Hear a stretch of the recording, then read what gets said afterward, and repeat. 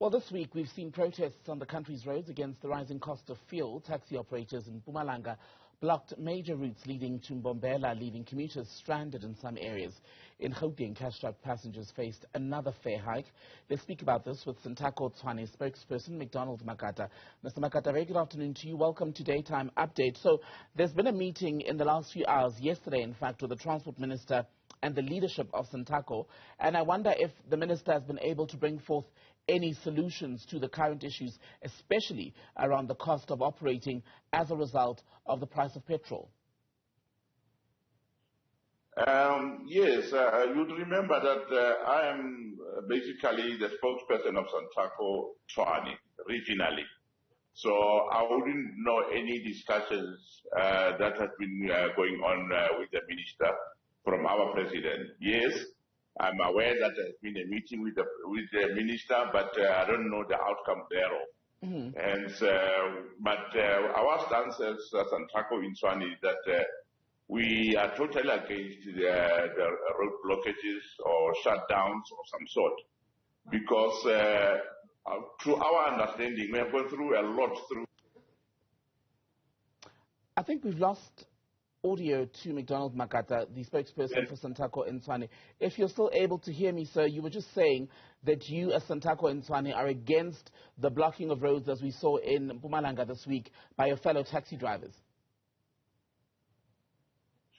We are totally against that because, remember, we are still going through the discussions with government.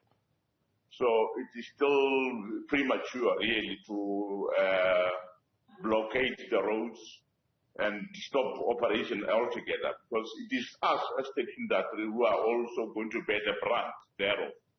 It does not help, if you complain and you close the shop, the stock in the shop will get rotten because nobody will buy.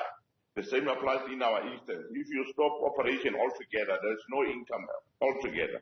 Mm-hmm. Remember, this fuel hike is not only for the taxi industry, but it's the world at large. There are many effects that causes that. So if we are saying that, why are not people striking for the price of cooking oil? Because it's also expensive. Everything has gone up. So you cannot be selective and choose which one we favor more. Well, but if I can come in there, sir, the taxi drivers in Mpumalanga say they've now decided to protest in the way that they did because they feel it's the only language that government understands, and they are protesting over fuel because that's what they use daily in their trade.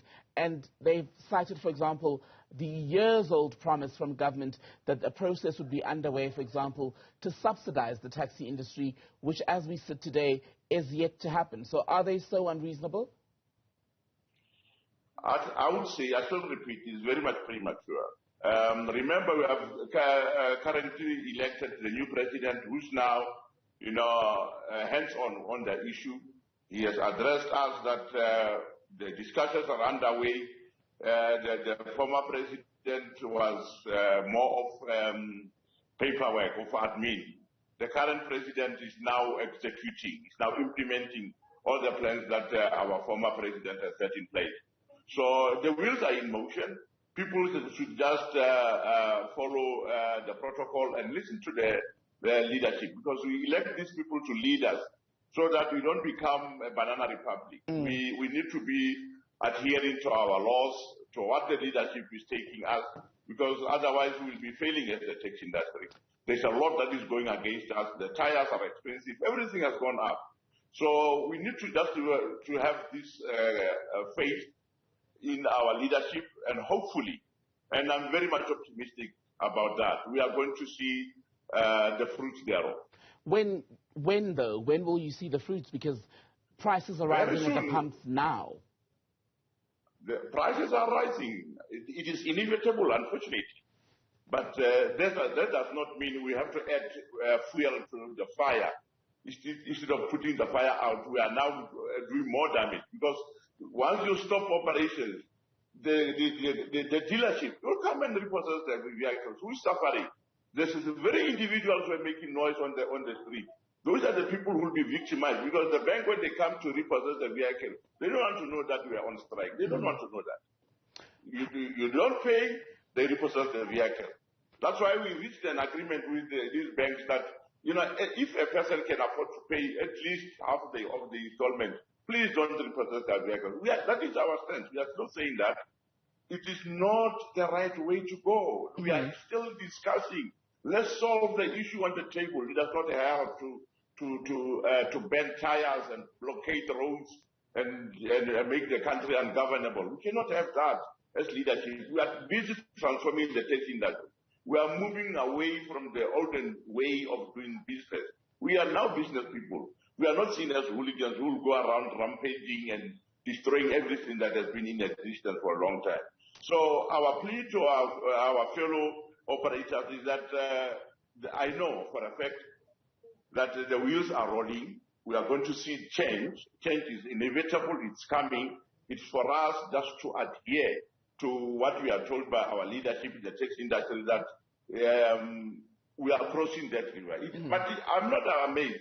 It happened even in the Bible. You know, when Moses was about to take the Israelites to Canaan, a lot happened. It has not happened. It is not the first time that we see this. There will always be those who are feeling, you know, offended or somehow bereaved. But that is how life is, you know. All right. We need to live by that. Let's talk about the change then that you say is coming. What sort of change have you been told is coming, especially in the immediate term? In the immediate, the issue of subsidy, it is topping the list. It has been topping the list for some time now. As I said earlier, now is the implementing time.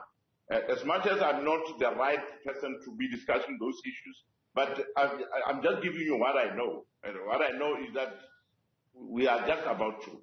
So people must not lose hope. We are also taxi operators. We are also affected. We are not immune to the fuel hike. We are really affected. But sometimes you need level-headed to deal with such issues, because if we can all really go highway, then I'm telling you, we are not helping the economy of the country. And will you cut prices for commuters when the change comes, or if there's a drop in fuel prices? I can't put my head on the block about that one, but what I know is that when the subsidy is effected, in some way, it is the subsidy towards the commuter.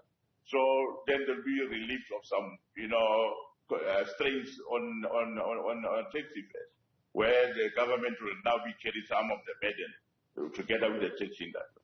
All right. Thank you very much for that, Sir McDonald Magata with Santaco, the taxi industry.